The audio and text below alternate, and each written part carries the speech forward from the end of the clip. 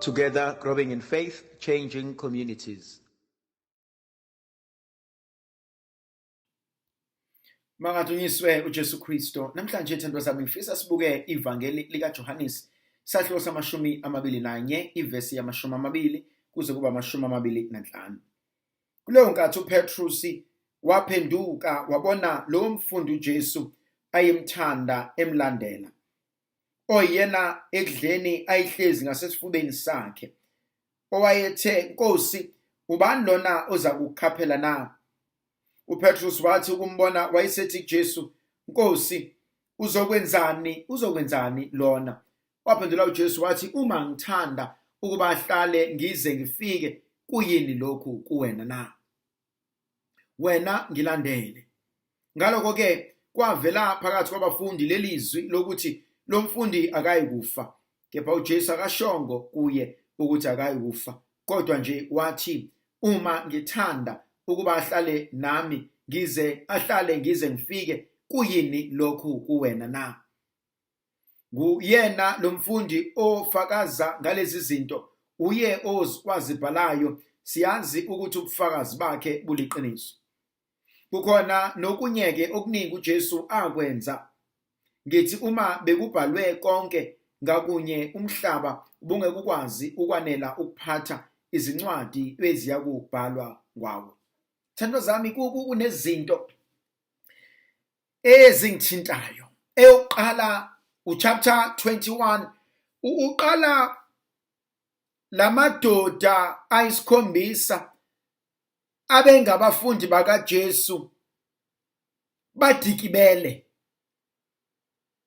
baphelelwe yithemba, baphelelwe into abazoyenza, and so bayabaleka babuyela entweni abayaziyo. Bayahamba bakhetha ukuyodoba. Ngiyacabanga ukuthi bayasaba nokubuyela ekhaya bengaphethe lutho. At least mabeyodoba bazobuyela kumakhosikazi abo Petrus nabantwana, mabebuza ukuthi benikephi sonke lesikhathi, bathi ayi akulunganga, kodwa nakhe siniphathele kona. Babuya nomngena endlini.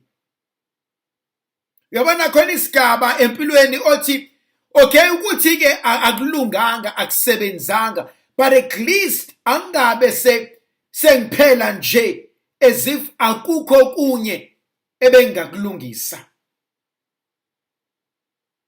So babuyele emumva benethemba lokuthi yebo sishayekile, kodwa akube khona esikwazi ukwenza okuzosenza siba abantu abakwazi ukuphila nokuphilisana nabanye. Kodwa ukuthi kungakenzeki lokho, bahlangabezane nenkinga yongabambi lutho ubusuku bonke. Ngesikhathi behleli bengabambi lutho ubusuku bonke, obviously baba frustrated, and mhlawumbe bayibuza imibuzo eminingi. uJesu afike ngalowo mzuzu athi, "Webahlobo bami, khona nesenikubambile." Yazi uJesu ubuza njengomuntu olambile othi, "Awukade nginibona nilapho, khona nenikubambile, ningiphosele nje inhlanzi ngidle." And ngibuka lamadoda ezoba nokucikeka nokudinwa nokwenyanya ukuthi sesisebenze kangaka asibambe lutho, wena uzosibuza ukuthi khona nesikubambile, uzohlekisa ngathi. Balandule bathi asibamba ngalutho. Bese uJesu anike niphosa inetha lenu ngakwesokudla. Bathi bangaliphosa ebese bebamba inhlanzi eziningi. Lithi izwi likaNkulunkulu uJohannes wabe esebona ukuthi uJesu, he recognized the Lord by the catch of fish. Luke chapter 24, they recognized the Lord at the breaking of bread. wena uNkulunkulu umbona nini? Wena uNkulunkulu isiphi isigaba, isiphi isigameko noma izinga noma into eyenzekile empilweni yakho kwahlukana inhloko nesixhanti,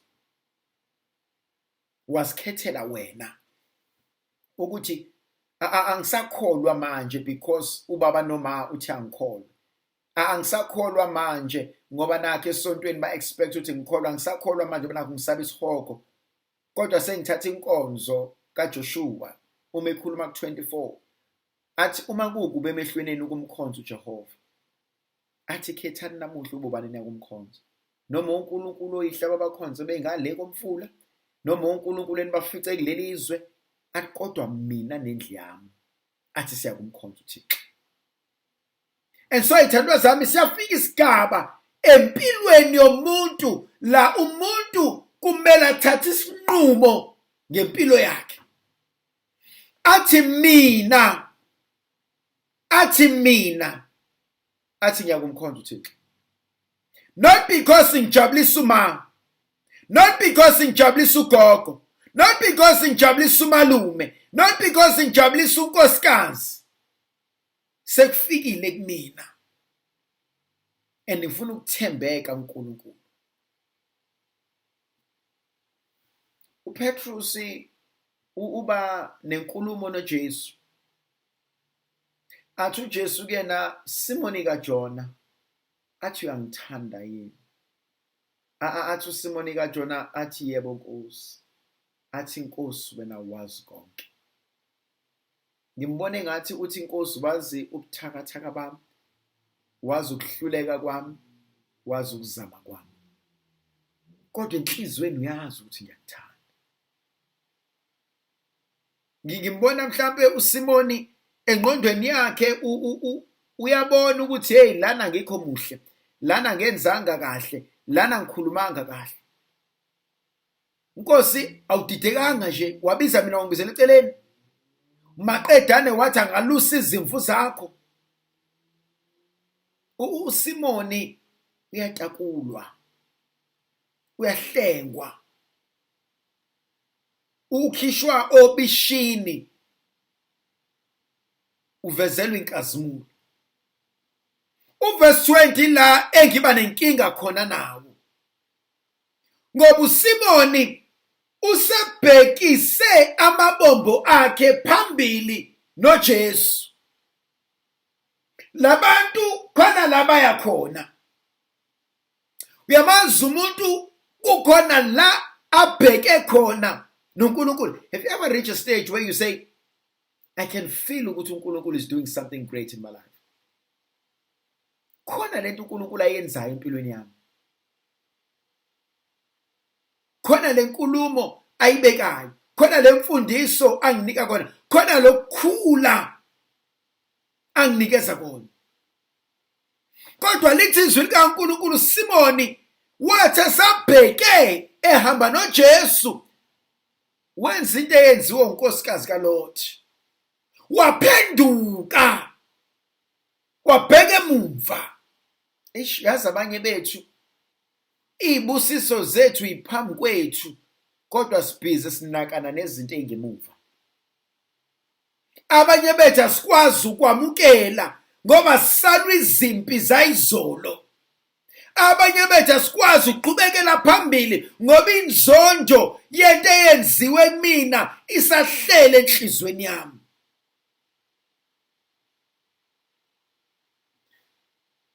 Asike sikhohlwe singanaki abantu abathanda ukubuka izolo lethu. Uyabazi uThekwane, ukhona inkondlo esasisho, nangu uThekwane ezibuka emanzini ethi muhle kanti mubi, woniwa yiqhuzu elamumila esiphundu.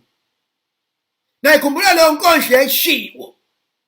Abanye bethu baphila impilo kaThekwane.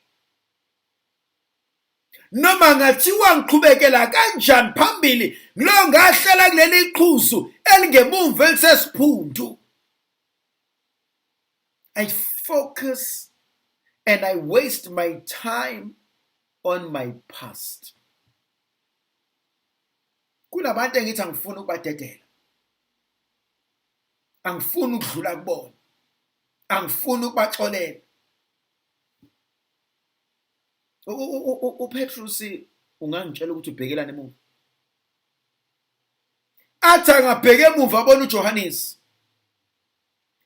Arealize ukuthi lona ilona umfundi uJesu amthandayo. Bese ethi Nkosi uthini ngalo? Kuzokwenzakalani ngalo? Ngizwile mina ukuthi ngizokwalusa. Ngizwile mina ukuthi ngiphethe. So lona, have you noticed ukuthi abanye bethu we are threatened by abantu esingeke isidingo ukuba threatened? Khona umuntu olwa naye wena kodwa yena akalwi nawe. Khona umuntu okompitha naye yena akakompithi namuntu. Khona umuntu omzondayo kodwa yena uyithandela wena nabantu bonke. Khona umuntu ongamkhulumisi kodwa yena akazi kwenzakaleni. Uthi uJesu weSimon, makuthiwa uJesu bekhuluma lelo namhlanje bethi ungenaphi endabeni yami noJohannes? Akunaki indaba zakho. uJesu ukhuluma amagama aqinile kuSimon. Uthi weSimon, akunaki indaba zakho mfana. Awukukudla ukudla okusepletini lakho ukhohlwe womunye umuntu. And I think inkonzo ebalekile lesidinga empilweni sethu ukuthi inkosi akunginike amandla okufocusa empilweni yami. Ngike ngikhohlwe abanye abantu. Indlovukazi yezulu ayibenathi sibusi sizivikele isikhanyisela. Sinika amandla negrace elivela kuNkulunkulu somandla uyise benendodana nomoya ocwebileyo. Amen.